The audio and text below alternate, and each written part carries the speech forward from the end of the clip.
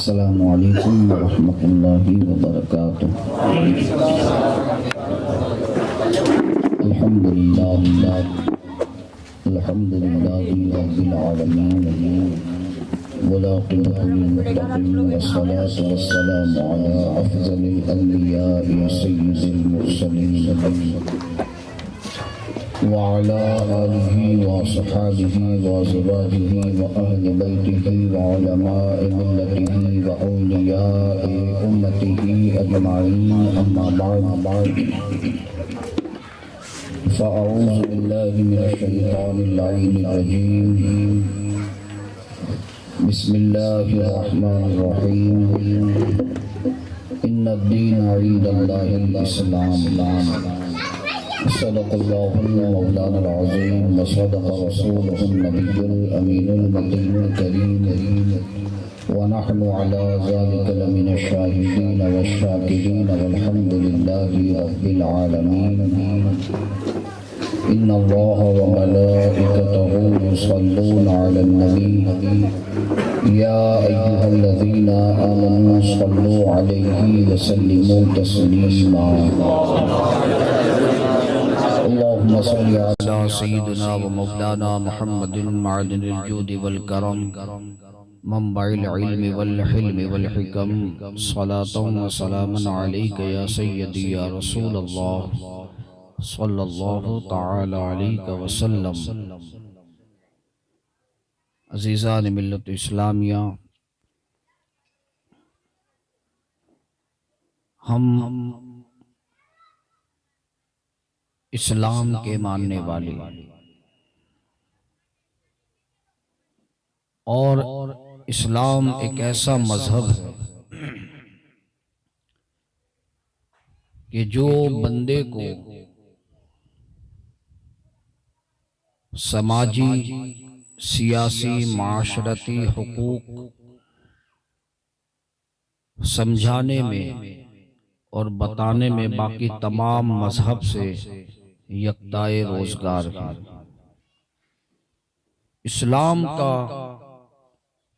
कोई भी कानून, कोई भी ज़ाब्ता फितरत के खिलाफ नहीं। कानून इस्लाम, जिसे दूसरी ज़बान में कानून शरीयत कहा जाए, जो नबी आखिरुज़्ज़मां सल्लल्लाहु ताला अलैहि वसल्लम ने अपने उम्मतियों को जिंदगी गुजारने का जो ज़ाब्ता अता फरमाया, अपनी जिंदगी गुजारने के जो तरीक़े रसूल पाक सल्लल्लाहु अलैहि वसल्लम ने अता फरमाए, उसे कानून इस्लाम या कानून शरीयत कहा जाता है। और इस्लाम वो मजहब है कि जो अपने मानने वालों को पस्ती से उठाकर आसमान की रिफातों पर पहुंचाना चाहता है। इस्लाम वो मजहब है जो बंदे को फिस्को फुजूर से दूर ले जाकर अल्लाह वहदहु ला शरीक की इबादत का शियार अता फरमाता है। इस्लाम वो मजहब है जो बंदे को गुनाहों से दूर ले जाकर एक अच्छी और साफ सुथरी जिंदगी गुजारने का मददगार जरिया बनता है। इस्लाम ही वो मजहब है जो बंदे को गुनाहों से दूर ले जाकर नेकियों का मुसाफिर बनाता है। अजीजा ने गिरामी, तारीख़ इस्लाम में एक बात बहुत पहले पढ़ी थी, आज वो बात फिर मेरे जहन में याद आई। उस वक्त जब पार्टीशन नहीं हुआ था, मुल्क आज़ाद नहीं हुआ था, उस वक्त की जो बातें हैं वो तारीख़ इस्लाम में बहुत सी बातें मौजूद हैं। और इस बात को खतीब मशरिक अल्लामा मुश्ताक अहमद निज़ामी ने भी अपनी किताब में नकल फरमाया कि उस वक्त का जो कर्नल था, कर्नल हॉलैंड करके, उसने एक मरतबा अपने खास दोस्त जो मुसलमान थे, उनका नाम शेख अजीजुद्दीन था, वो कर्नल के बहुत खास दोस्त थे। कर्नल ने अपने दोस्त शेख अजीजुद्दीन से पूछा कि तुम मुसलमान हो? कहा अल्हम्दुलिल्लाह मैं मुसलमान हूँ। का इस्लाम के मानने वाले हो? का इस्लाम का मानने वाला हो? का ये बताओ दुनिया में इतने सारे मजहब हैं, इस्लाम की हक्कानियत और सदाकत पर कोई दलील दे दो ताकि मैं मुतमईन हो जाऊं। अब वो मौलवी थे नहीं, वो आलिम थे नहीं, वो एक प्रोफेसर थे।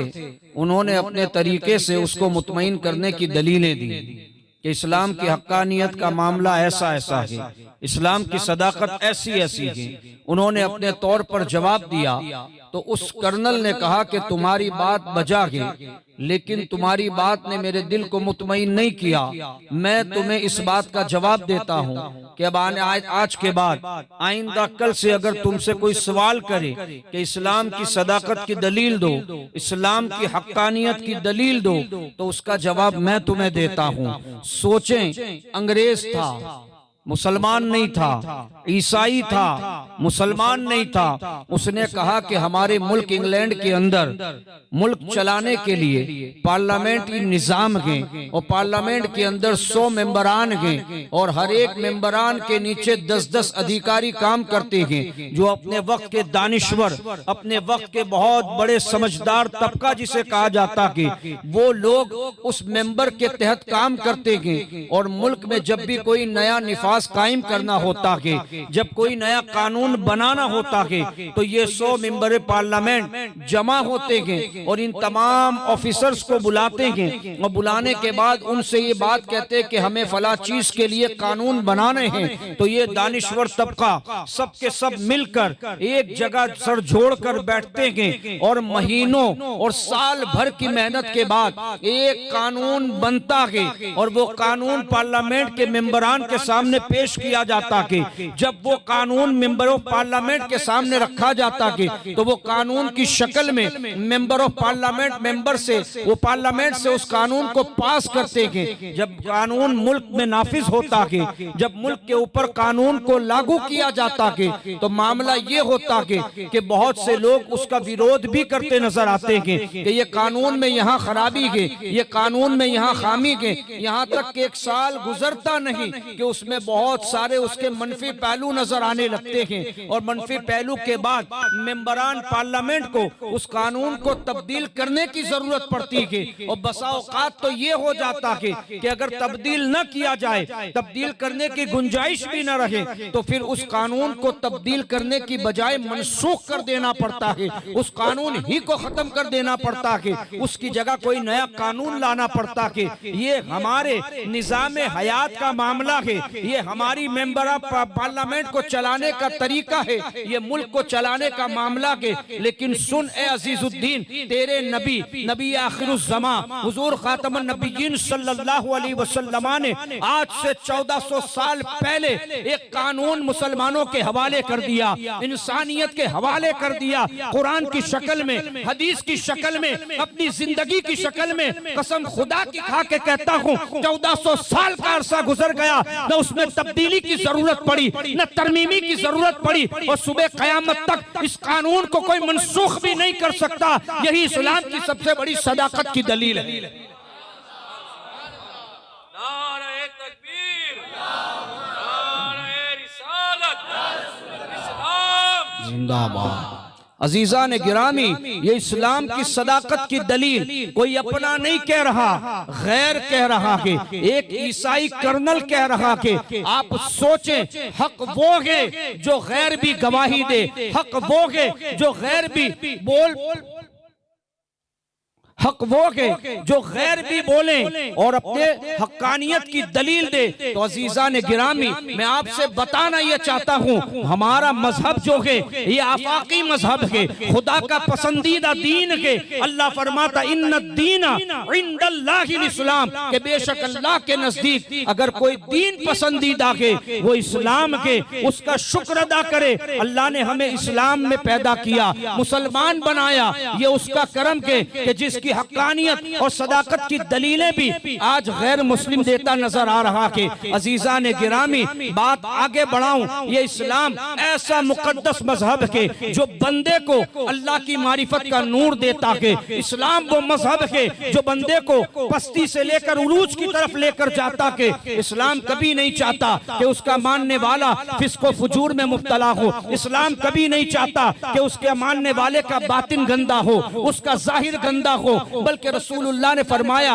अपने दिल को पाक रखो, अपने जिस्म को पाक रखो, अपने बदन को पाक रखो, इसलिए कि तुम पाक रहोगे अल्लाह की रहमतें तुम पे बरसेगी। ये इस्लाम का दस्तूर हयात है। अजीजा ने गिरामी, ये इस्लाम अल्लाह रब्बुल इज्जत की ऐसी नेमत है, हमें तो झोली में मिल गया, हम कद्र नहीं करते। इस्लाम वो चीज है कि बंदे के सामने सारी दुनिया की दौलत रख दी जाए तब भी इस्लाम का मोल अदा नहीं हो सकता, ईमान का मोल अदा नहीं हो सकता। मेरे अजीजों, इस इस्लाम में अल्लाह रब्बुल इज्जत ने हमें दाखिला अता फरमाया कि तो उस रब से डरते रखो और हर हाल में डरते रखो कि मौला हम मुसलमान के जिंदगी पर इस्लाम के तरीके पर चलते रखे और मौत भी इस्लाम पर आए, मौत भी ईमान पर आए। मेरे अजीजों, याद रखें ये चंद रोजा जिंदगी के अल्लाह अकबर इस्लाम पर चलने का हुक्म और इस्लाम में दाखिल होने का हुक्म अल्लाह रब्बुल इज्जत ने कुरान में कितनी सख्ती के साथ फरमाया। सहाबी रसूल के हवाले से अल्लाह फरमाता के आगे बात अर्ज करूंगा, अल्लाह रब्बुल इज्जत कुरान में फरमाता के या अय्युहल्लज़ीना आमनुदखुलू फिस्सिल्मि काफ़ा वला तत्तबिउ खुतुवातिश शैतान इन्नहु लकुम अदुव्वुम मुबीन। अल्लाह फरमाता ए ईमान वालो, हुक्म भी ईमान वालों से हो रहा कि इस्लाम में पूरे पूरे दाखिल हो जाओ। जब ईमान ले आए बात खत्म हो जाती, बंदा मुसलमान ही है ना, ईमान के बाद इस्लाम की क्या जरूरत थी। अल्लाह कह रहा है ए ईमान वालो, या अय्युहल्लज़ीना आमनू उदखुलू फिस्सिल्मि काफ़ा, ए ईमान वालो इस्लाम में पूरे दाखिल हो जाओ। जब ईमान ले आया तो क्या आधा अधूरा दाखिल हुआ था? ईमान ले आया तो बंदा तो पूरा ही मुसलमान है ना, लेकिन अल्लाह फरमा रहा है जब ईमान ले आए तो इस्लाम में पूरे दाखिल हो जाओ। वला तत्तबिउ खुतुवातिश शैतान, और शैतान के नक्शे कदम की पैरवी ना करो। इन्नहु लकुम अदुव्वुम मुबीन, बेशक वो तुम्हारा खुला दुश्मन। अल्लाह ने तो निशानदेही पहले ही फरमा दी कि शैतान तुम्हारा खुला दुश्मन, छुपे दुश्मन को बंदा नहीं पहचान सकता। हमारे दोस्तों की महफिल में कौन हमारा दुश्मन है हमें नहीं पता, लेकिन शैतान के बारे में रब ने तो अलल ऐलान फरमा दिया कि वो तुम्हारा खुला दुश्मन। खुले दुश्मन से बचना तो बहुत आसान है कि मुश्किल है। आपको पता हो कि फला मोहल्ले में मेरा दुश्मन रहता है, आप उस मोहल्ले में जाओगे, भाई मारेगा, झगड़ा करेगा, आप उससे बचोगे इसलिए कि आप जानते हो आपका दुश्मन है, वो जानता है कि आप उसके दुश्मन हैं। खुले दुश्मन से आदमी बचता है ना, लेकिन हम इतने खुले दुश्मन के दाम में आ कैसे जाते हैं? ये दुश्मन हमें हर तरफ गुनाहों की तरफ ले जा रहा, हम पहचान भी रहे हैं। अल्लाह ने कुरान में उसकी निशानदेही भी कर दी। और शैतान मिलेगा कहां, शैतान बहकाएगा कहां? सीधे रास्तों पे। वो कभी भी टॉकीज के बाहर खड़ा नहीं होगा, शैतान कभी भी जुए के अड्डे पे नहीं होता, शैतान कभी भी जिना के अड्डे पे नहीं होता, शैतान कभी भी शराब नोशी के अड्डे पर नहीं होता, जुआ खाने के बाहर नहीं होता। शैतान ऐसी महफिलों में होता है, शैतान मस्जिदों के बाहर खड़ा होता है, शैतान तुम्हारे घरों में होता है। जब तुम नेकी का इरादा करोगे शैतान तुम्हें गुनाहों के रास्ते की तरफ ले जाएगा। जब भी नेकी की तरफ बढ़ो और तुम्हारे दिल के अंदर सुस्ती पैदा हो, समझ लेना शैतान सुस्ती डाल रहा। नमाज का इरादा किया, कोई दोस्त आ गया, चल चाय पी के आते, समझ जाना शैतान का हर बार।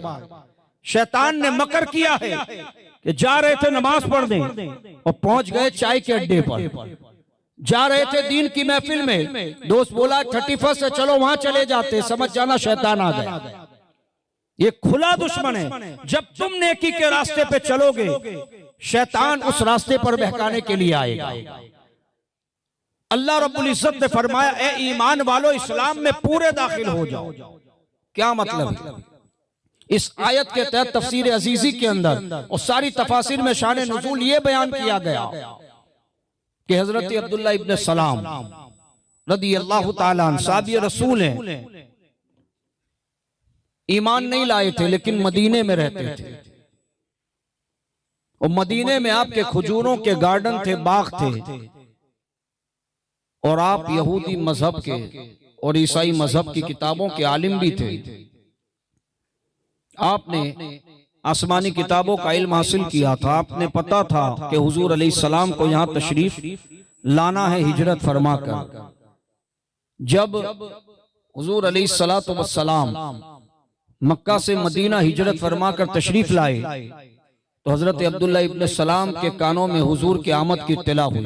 अभी ईमान नहीं लाए, आप अपने खजूर के एक बाग में काम कर रहे थे। जब आपके कान में ये बात पड़ी कि नबी आखिरुज़्ज़मा हिजरत करके मदीना तशरीफ लाए हैं, अब्दुल्ला इब्न सलाम फरमाते हैं कि मैं खुद हुजूर की ज़ियारत के लिए निकला और मेरे साथ मेरे चंद साथी भी मेरे साथ हो गए। जब हम हुजूर के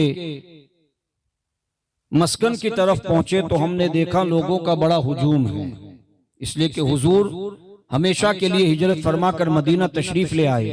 अंसार सहाबा ने बड़ा पुरतपाक इस्तकबाल किया, सारे लोग हुजूर को घेरे में लिए खड़े। हजरत अबू अय्यूब अंसारी के मकान में हुजूर जलवा अफरोज है। फरमाते हैं मैं जब पहुंचा तो बहुत हुजूम था, हुजूर मकान के अंदर थे और मकान के बाहर भी बहुत भीड़ लगी हुई थी। मैं वहीं खड़ा हो गया। जब मैं वहां पहुंचा तो हुजूर अलैहिस्सलातु वस्सलाम असहाबे रसूल से गुफ्तगू फरमा रहे थे, नसीहत फरमा रहे थे। मैंने 3 बातें हुजूर की सुनी। पहली बात ये, अभी चेहरा देखा नहीं है, सिर्फ आवाज आ रही है। हुजूर को देखा नहीं है, सिर्फ आवाज आ रही है कि हुजूर फरमा रहे हैं कि तुम 3 बातों पर अमल करो, मैं जमानत देता हूं तुम सलामती के साथ जन्नत में दाखिल हो जाओ। ये हुजूर ने फरमाया। हुजूर ने फरमाया पहली बात ये है कि जब भी कोई मोमिन तुम्हें मिले तुम बढ़कर उसको सलाम करो, और दूसरी भूखों को खाना खिलाओ, और तीसरा कि जब सारे लोग सो जाएं रात की तन्हाई में उठकर अल्लाह की इबादत करो। हुजूर फरमाते जब तुम इन 3 बातों पर अमल करोगे मैं जमानत देता हूं तुम सलामती के साथ जन्नत में दाखिल किए जाओ। हजरत अब्दुल्ला इब्न सलाम ने फरमाते हैं जब मैंने ये 3 बातें सुनी मेरे दिल ने गवाही दी कि ये बात कोई गैर नबी नहीं कर सकता, जो सच्चा होगा वही ये बात कहेगा।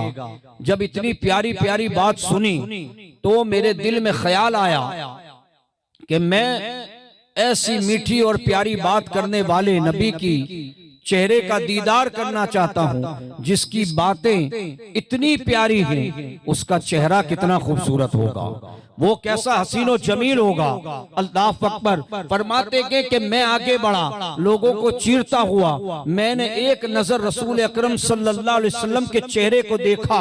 अल्लाह अकबर। फिर क्या था, दिल की तारीख दुनिया में ईमान का उजाला हो गया, मेरी तो किस्मत ही बदल गई। मैं हुजूर अलैहिस्सलातु वस्सलाम के चेहरे को देखकर आपका दीवाना हो गया। मैं हुजूर के कदमों में पहुंचा और कलमा पढ़कर मुसलमान हो गया। मेरे साथ जितने साथी आए थे वो तमाम के तमाम भी कलमा पढ़कर मुसलमान हो गए। अब बात आगे बढ़ती है। हजरत अब्दुल्ला इब्न सलाम फरमाते हैं कि मैं ज़माने दराज तक यहूदी मजहब का पैरोकार था, एक अरसे तक मैं यहूदी मजहब का मोतबर पेशवा रहा। तो यहूदी मजहब में मूसा अलैहिस्सलातु वस्सलाम की शरीयत में सनिच्चर के दिन का बड़ा अदब व एहतराम था। सनिच्चर के दिन का मामला ये था कि सनिच्चर के दिन मछली नहीं खा सकते, सनिच्चर के दिन ऊंट का गोश्त नहीं खा सकते, सनिच्चर के दिन दूध नहीं पी सकते। मूसा अलैहिस्सलाम की शरीयत में सनिच्चर के दिन इन तमाम चीजों की मुमानियत थी। तो मैंने सोचा कि इस्लाम में ये काम करना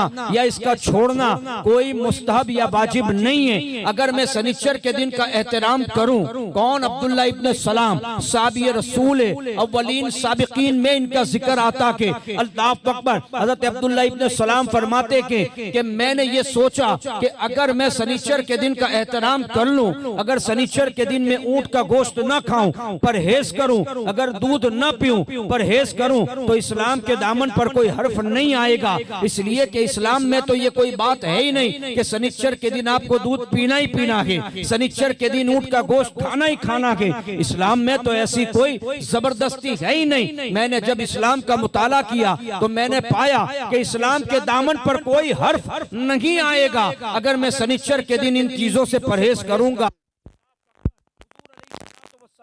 मालूम था कि हजरत अब्दुल्ला इब्न सलाम जो है सनीचर के दिन का बड़ा एहतराम करते के सनीचर के दिन दूध नहीं पीते, ऊंट का गोश्त नहीं खाते, कोई पेश करते तो भी आप उससे परहेज करते। अल्लाह अकबर, हुजूर अलैहिस्सलातु वस्सलाम ने आपको कुछ नहीं कहा, लेकिन अल्लाह रब्बुल इज्जत को आपकी ये अदा पसंद ना आई, आपके साथियों की ये अदा पसंद ना आई। अल्लाह ने कुरान मुकद्दस में ये आयत करीमा नाजिल फरमाई, या अय्युहल्लज़ीना आमनु दुखुलू फिस्सिल्मि काफ़ा, ए ईमान वालो जब ईमान ले आए तो अब इस्लाम में पूरे पूरे दाखिल हो जाओ। किससे कहा जा रहा है? साहबी रसूल से कहा जा रहा है। वो तो सादिकुल ईमान मुसलमान थे, उनके जैसा ईमान, अरे उनके ईमान का सदका मिल जाए, हमारी दुनिया कामयाब हो जाए, आखिरत कामयाब हो जाए। सोचें जब उनके लिए अल्लाह रब्बुल इज्जत कुरान में आयत नाजिल कर रहा है कि जब ईमान ले आए इस्लाम में पूरे पूरे दाखिल हो जाओ। हम भी ईमान लाए हैं,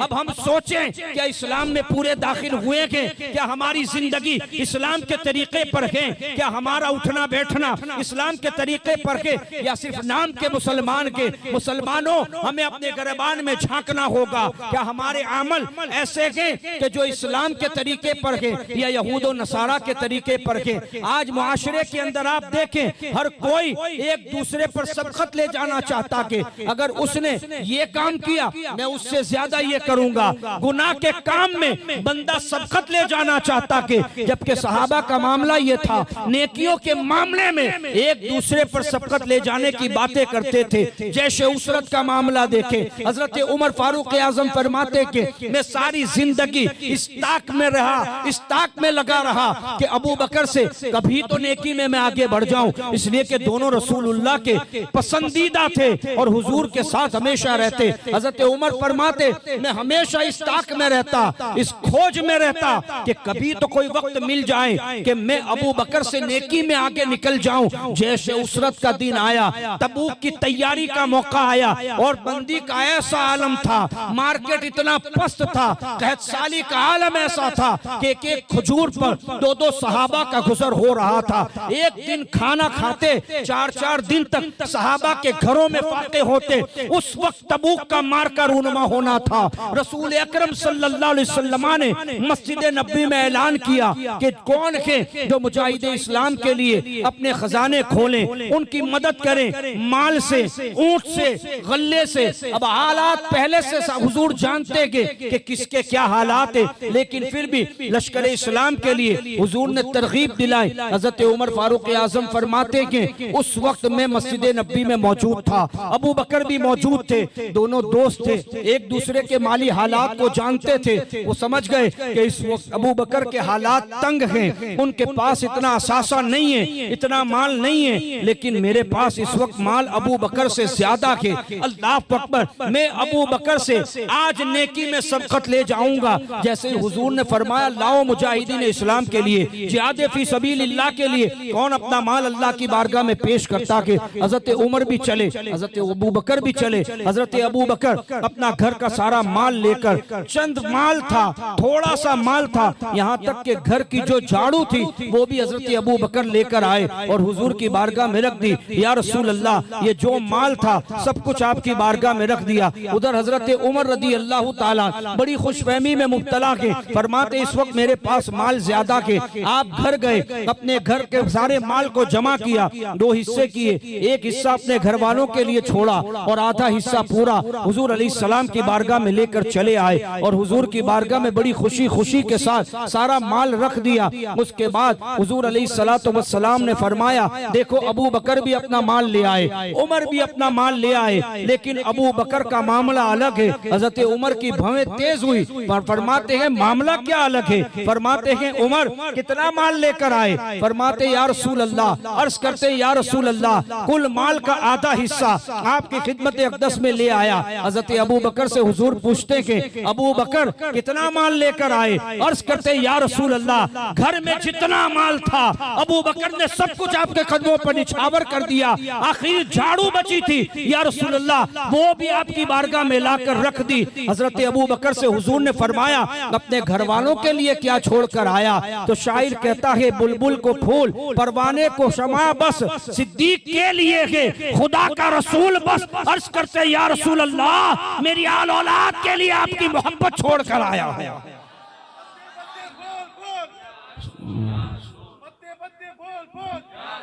ये सहाबा का किरदार है। हजरत अबू बकर फरमाते कि आज भी अबू बकर मैदान लेकर चले गए, आज भी अबू बकर नेकी में मुझसे आगे निकल गए। सहाबा में सबकत थी तो नेकियों की थी, आज मुसलमानों में गुनाहों पर सबकत ले जाने की बातें हैं। आज हमारे मुआशरे के अंदर कौन सा ऐसा गुनाह है जो पाया नहीं जाता? सूदखोरी हमारे दरमियान है, जिनाकारी हमारे दरमियान है, जुआबाजी हमारे दरमियान है, बदनिगाही हमारे अंदर है, सूद का खाना, झूठ बोलना, चुगली करना, माँ बाप को सताना, हर किस्म के गुनाह मुसलमान सोसाइटी में हमारे मुआशरे में नजर आते कि जो बुराइयां उनकी थी वो सारी बुराइयां हम में गए, जो अच्छाइयां हमारी थी वो सारी अच्छाइयां उनमें चली गई। मैं पूछना चाहता हूँ इसका कसूरवार कौन है? इसके जिम्मेदार कौन है? कोई नहीं। इसके जिम्मेदार घर के बड़े हैं कि हमने हमारे घर पर तवज्जो न दी, हमने हमारे बच्चों पर तवज्जो न दी, हमने हमारी औरतों पर तवज्जो न दी। फिर रोना रोते के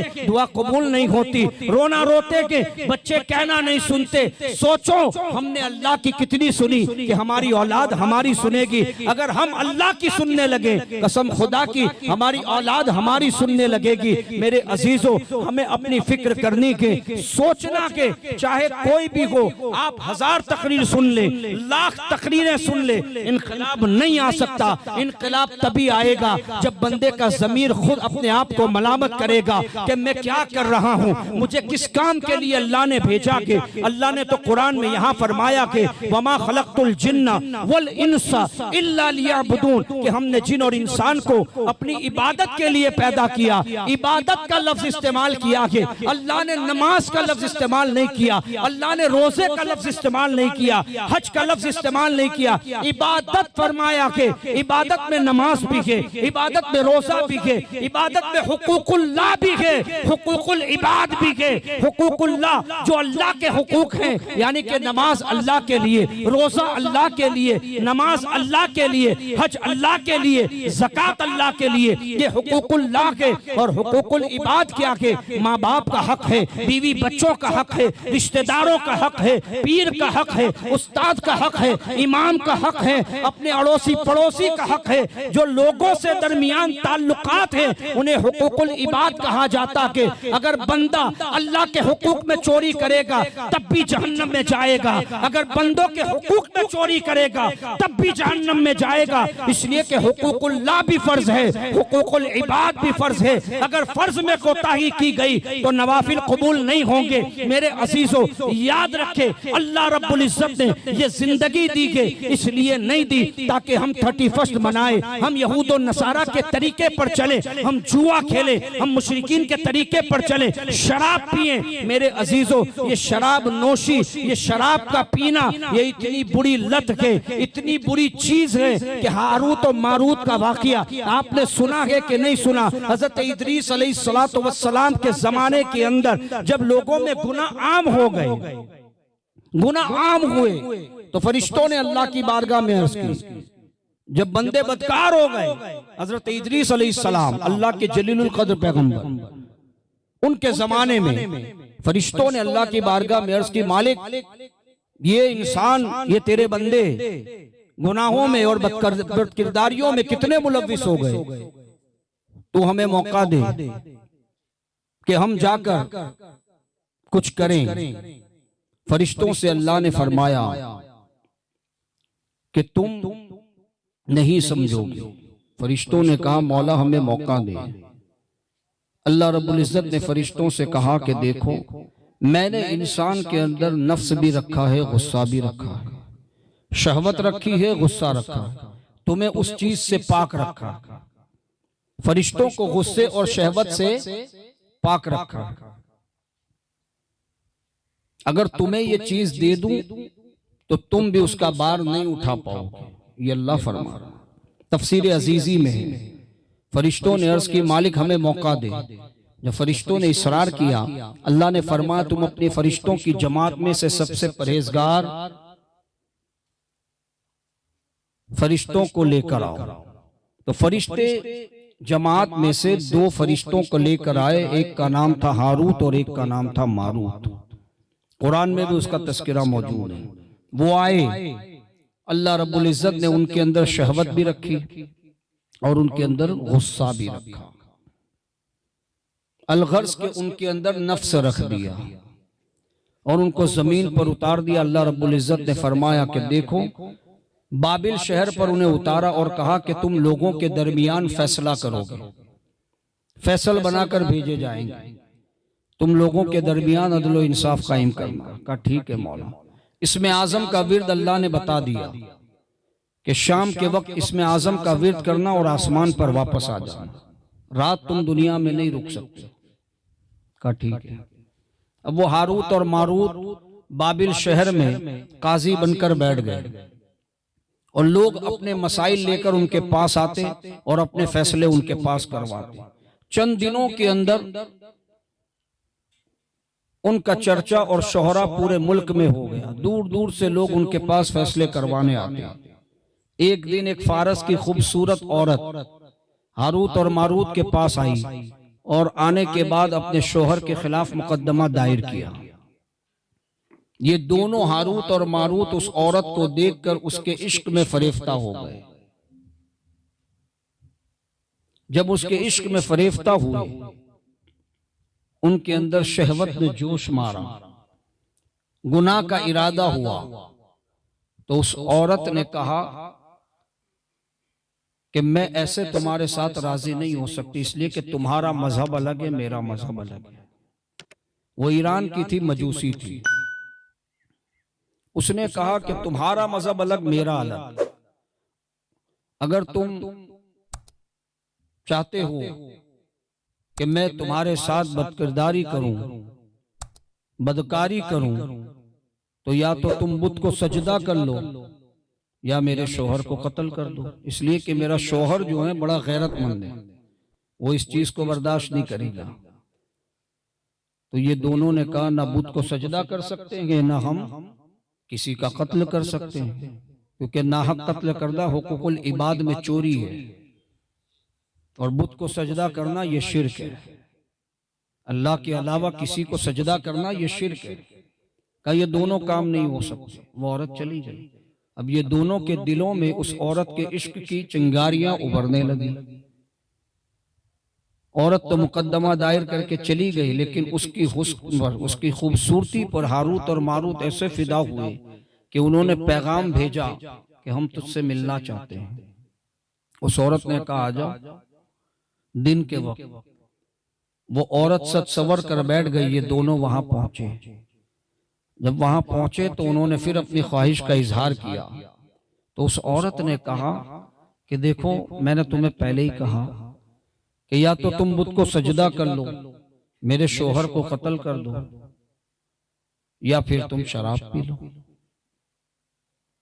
तीन में से कोई भी एक काम कर लो, मैं तुम्हारी हो जाऊंगी।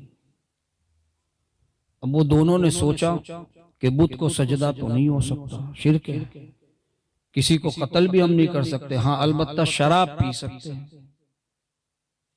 उस औरत की मोहब्बत में पहले कौन थे? ये फरिश्ते थे। कहा कि हम शराब पी सकते हैं। अब जब शराब पी ली, शराब पीने वालों देखो शराब के नुकसानात कितने हैं। हमने बहुत हल्के में ले लिया। उसने शराब पी और शराब के नशे के अंदर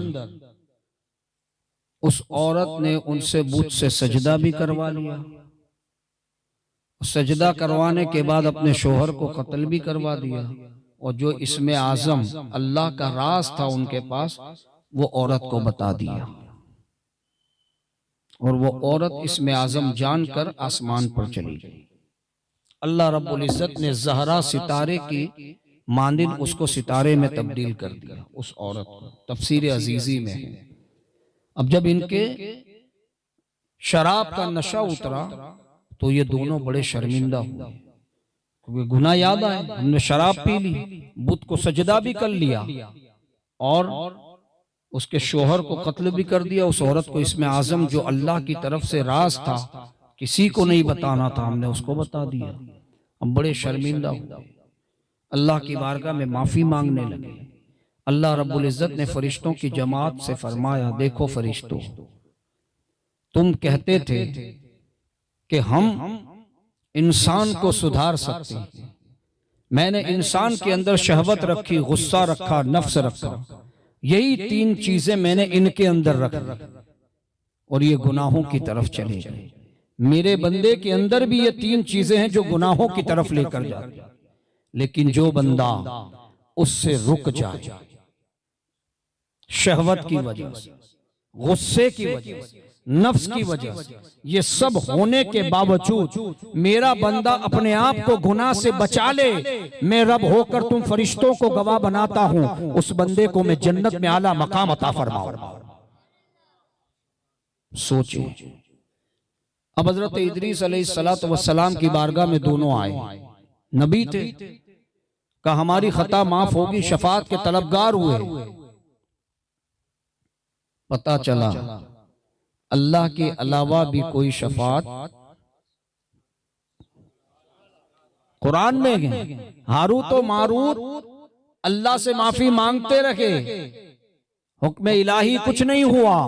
जब हजरत इदरीस अलैहिस्सलाम अल्लाह के नबी के पास पहुंचे, अल्लाह ने उनकी मगफिरत के लिए हाथ उठाए, उनकी मगफिरत की दुआ के लिए इदरीस अलैहिस्सलाम ने अल्लाह की बारगाह में हाथ उठाए। जैसे ही हजरत इदरीस अलैहिस्सलाम ने हाथ उठाए, अल्लाह रब्बुल इज्जत ने वही नाजिल फरमाई, ए मेरे नबी, ए इदरीस, कह दो इनसे कि दुनिया का अजाब पसंद करोगे या आखिरत का अजाब पसंद करोगे। ए शराब पीने वालों, ए गुनाह में अपनी जिंदगी गुजारने वालों, अल्लाह रब्बुल इज्जत उन फरिश्तों से कह रहा कि हारूत और मारूत से कि बताओ दुनिया का अजाब झेलोगे या आखिरत का।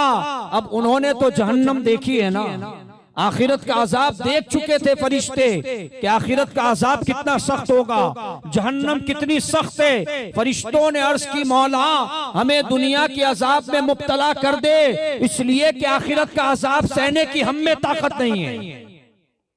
और हम सोचते मरने के बाद देखी जाएगी, क्या देखोगे, कौन देखेगा। इतनी जबरदस्त आग है कि गय्युन के बारे में अल्लाह रब्बुल इज्जत फरमाता है कि जिस बेनमाजियों को गई की वादी में अल्लाह डालेगा, सिर्फ बेनमाजियों को सोचे।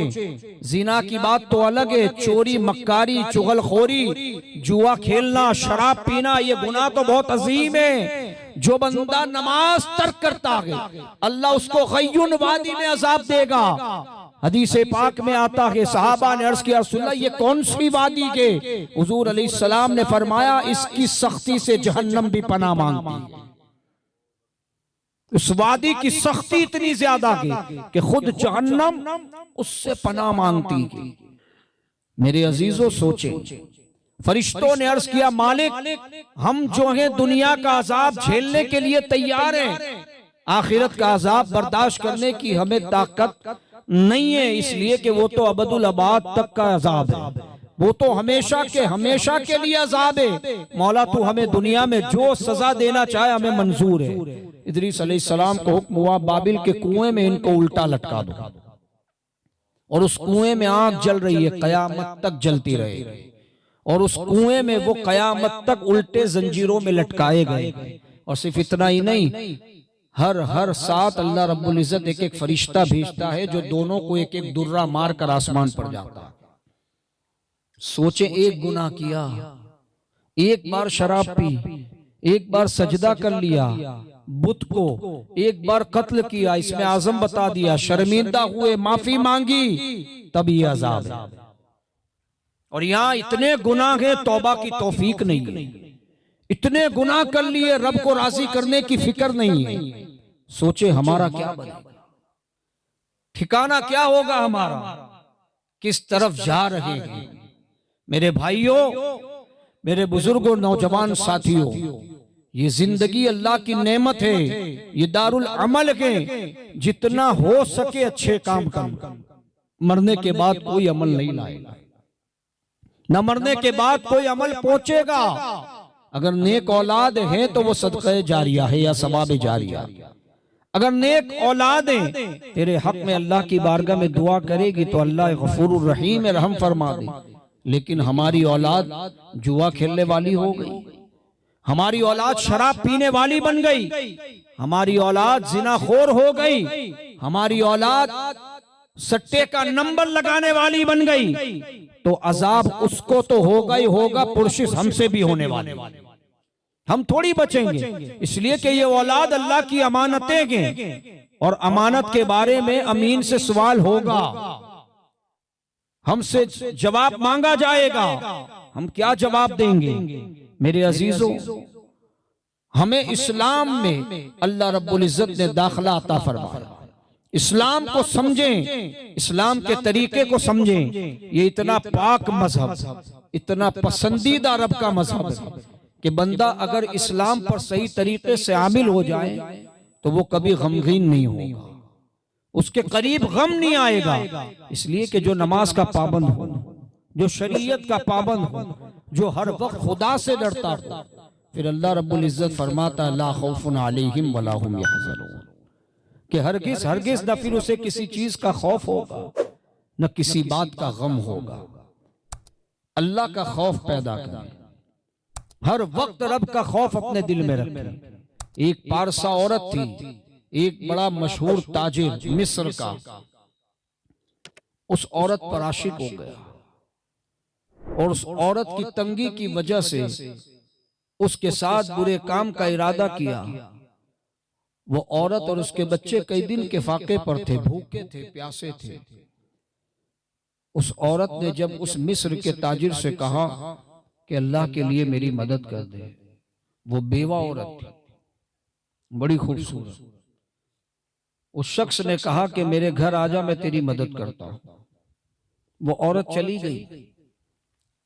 जब वहां पहुंची तो उसने अपने घर के दरवाजे बंद करना शुरू किए। वो औरत समझ गई कि इसका इरादा क्या। जब उसने सारे दरवाजे बंद कर लिए, खिड़कियां बंद कर ली, तो वो शख्स उसके करीब आया और करीब आने के बाद उसने उसके इरादे का इजहार किया। उस औरत ने कहा कि तुमने सब दरवाजे बंद कर लिए, खिड़की बंद कर ली? कहा सब दरवाजे बंद कर लिए, सब खिड़की बंद कर ली। कोई देखेगा? का कौन देख रहा? कोई नहीं देखेगा, थोड़े से वक्त की बात है, जल्दी खत्म हो जाएगा, तुम अपने रास्ते में अपने रास्ते हो जाओगे। का कोई नहीं देख रहा। उस औरत ने कहा बराबर देख ले, कोई नहीं देख रहा। कहा नहीं, कोई नहीं देख रहा। उसने कहा तुम मुसलमान है? हाँ मैं मुसलमान। उस औरत ने कहा, उसकी आवाज में कितना दर्द होगा। जब बंदा नेक हो और बंदी नेक हो ना, अल्लाह उसकी जबान में असर पैदा करता है। उस औरत ने सिर्फ ये जुमला कहा, सारे दरवाजे बंद है, कोई नहीं देख रहा। का कोई नहीं देख रहा।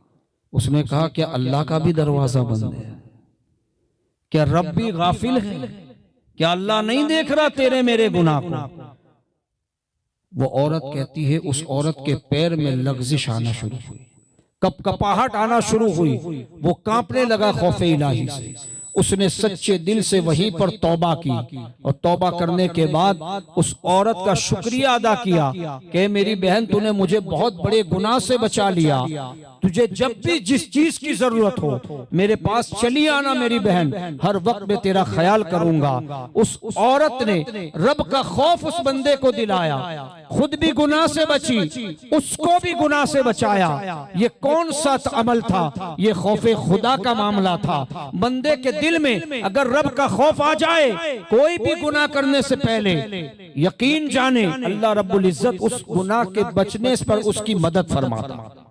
शर्त ये हमारे दिल में खौफ तो आए, लेकिन हम गुनाह की तरफ बढ़ते हैं, हमें खौफ नहीं आता, हमें डर नहीं लगता। मेरे अजीजों याद रखें, ये जिंदगी इसलिए नहीं दी गई कि हम इस्लाम के तरीके से हटकर काम करें। इस्लाम में हैं तो पूरे पूरे इस्लाम में दाखिल हो जाएं। जो शरीयत मुस्तफ़ा में हुक्म दिया गया उसके मुताबिक काम करें, उसके मुताबिक जिंदगी गुजारें। ये 31 मनाना इस्लाम का तरीका नहीं है। जुआ खेलना ये इस्लाम का तरीका नहीं है। शराब पीना ये इस्लाम ने हमें कहीं नहीं बताया।